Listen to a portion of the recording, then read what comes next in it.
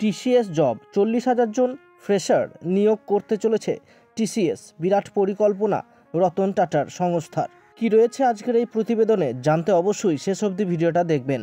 সহজপাঠ YouTube চ্যানেলে আপনাদের সকলকে স্বাগত জানাই।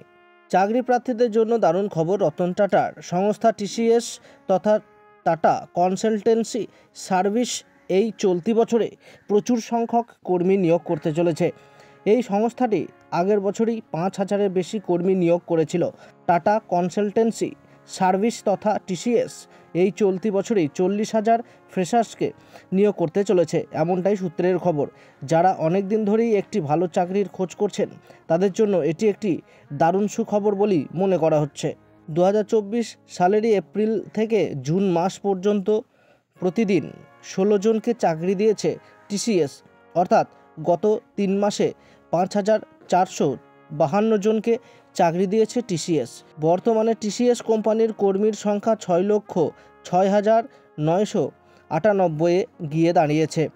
আবার এই বছরই প্রায় 40,000 ফ্রেশার্স নিয়োগ করার কথা ভাবছে টিসিএস। ইতিমধ্যেই কর্মীদের বেতন 4.5% থেকে 7% বেতন বৃদ্ধি করার ঘোষণা করেছে টিসিএস। এর মধ্যেও যে সমস্ত কর্মীর পারফরমেন্স ভালো থাকবে তাদের বেতন 10 থেকে 12% বৃদ্ধি পাবে। করোনাকালীন পরিস্থিতিতে ওয়ার্ক ফ্রম হোমের সুবিধা থাকলেও বর্তমানে অফিস থেকেই প্রায় 70% কাজ হচ্ছে।